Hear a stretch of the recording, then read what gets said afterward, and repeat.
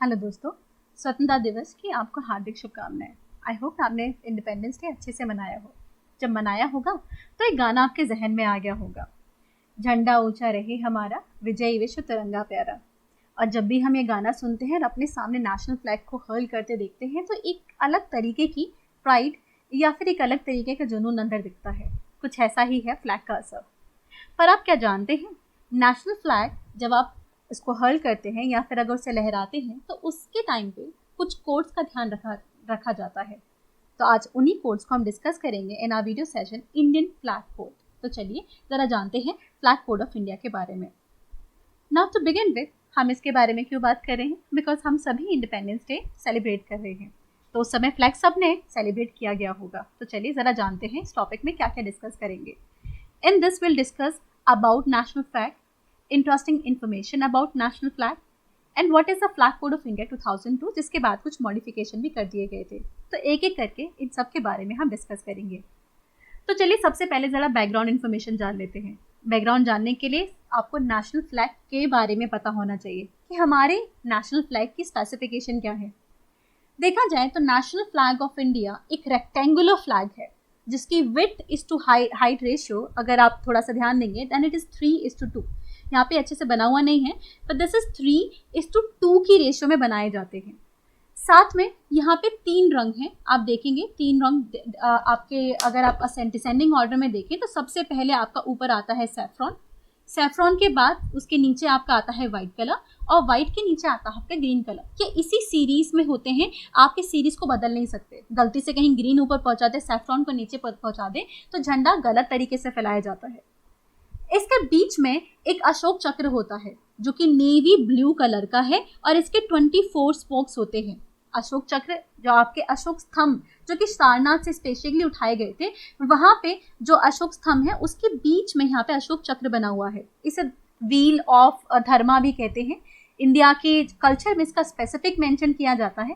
कहते हैं आज़ादी के टाइम पे यहाँ पे चक्र या जो आपका स्पिनिंग व्हील नहीं होता उसे यूज करने वाले थे, क्योंकि गांधी जी स्पिनिंग व्हील चलाते थे और वो खादी वगैरह इन सबको प्रमोट करते थे। बट बाद में ये बताया गया कि जो स्पिनिंग व्हील है वो कहीं ना कहीं थोड़ी प्रिमिटिव या ट्रेडिशनल सोसाइटी की निशानी है, जबकि जो मॉडर्न इंडिया है उसको मॉडर्न लाइंस पे भी जाना था। तो हम कुछ मॉडर्न सिंबल लाना चाहते थे बट कुछ कल्चरल भी रखना चाहते थे। Then we went with Ashok Chakra. Ashok चक्र में 24 स्पोक्स व्हील है और इसी के हिसाब से बनाया गया है। साथ में इसको लॉन्च किया था 22 जुलाई 1947। अगर आपको एग्जाम दे रहे हैं तो बहुत ज़्यादा चांसेस हैं कि ये सवाल आपसे पूछा जा सके। इसको 22 जुलाई 1947 में लॉन्च किया गया था।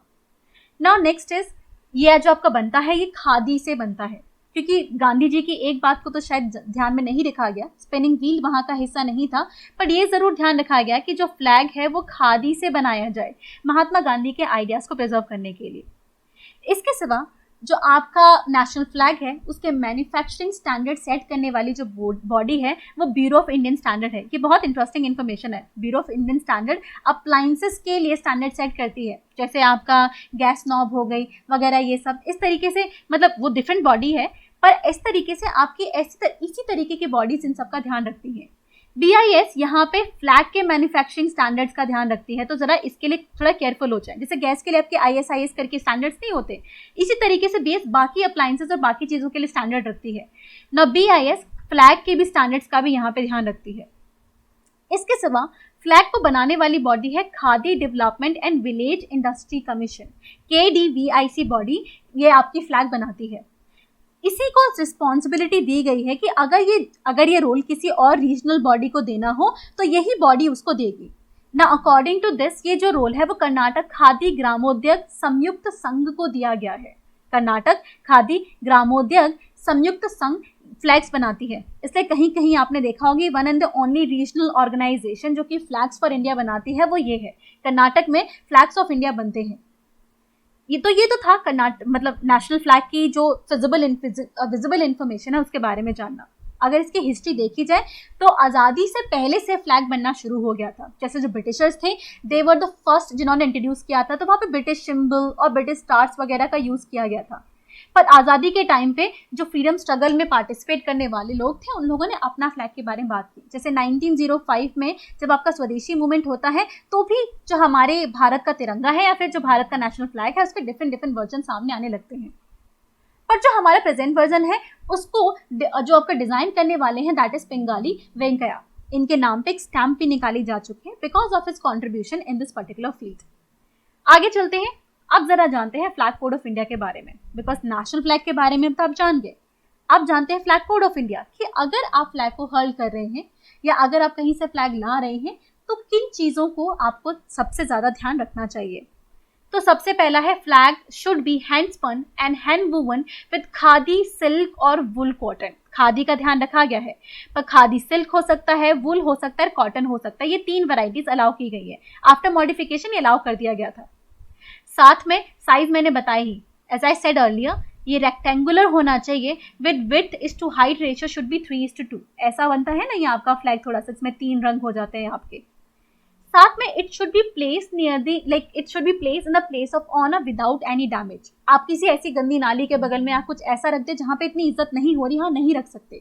प्लेस ऑफ ऑनर में ही इसको रखा जाता है। जैसे मंदिर में आपकी जो मूर्ति होती है उसकी पूजा होती है, तिरंगे को भी उसी तरीके का पूजनीय स्थान दिया गया है। दूसरा, आप डैमेज फ्लैग नहीं यूज कर सकते। अगर फ्लैग डैमेज है तो फ्लैग कोड ऑफ इंडिया में बोला गया है कि डैमेज फ्लैग को डिस्पोज कर दिया जाए, पर वो डिस्पोज आप पब्लिकली नहीं करोगे, आप उसे प्राइवेट सेटिंग में जाकर ही करोगे। आप उसे कैसे करोगे? बर्न करके। तो अगर फ्लैग आपका डैमेज हो गया है तो उसको जला देना है प्राइवेट जगह में जाके। इसीलिए जब आप प्रोटेस्ट कर रहे होते हैं तो फ्लैग को जलाना अलाउड नहीं है, बिकॉज आप पब्लिक प्लेस में फ्लैग को नहीं जला सकते। So this might be violation और आपके अगेंस्ट कोई कंप्लेन कर सकता है। और डैमेज फ्लैग को प्लीज हर्ल करने की कोशिश ना करें, डैमेज फ्लैग नहीं लहराया जाता। इसके साथ कुछ और बातों का ध्यान रखना होता है, जैसे टाइमिंग बहुत इंपॉर्टेंट होती है। फ्लैग कोड ऑफ इंडिया में साफ साफ कहा गया है that flag is not to be flown after sunset. एक बार जब सूरज ढलने लगे तो उसके बाद आप फ्लैग को नहीं लहराएंगे। आपने काफी फिल्मों में देखा होगा कि फ्लैग को नीचे उतार लेते हैं, क्योंकि सनसेट के बाद फ्लैग को नहीं लहराना चाहिए। कहीं कहीं पे अलाउड होता है, अगर कुछ ऐसा हो तो हाफ मस्ट, मतलब आधा उस तरीके से जो ड्रेप्ड होता है उस तरीके से अलाउ होता है, बट पूरा आप नहीं लहरा सकते।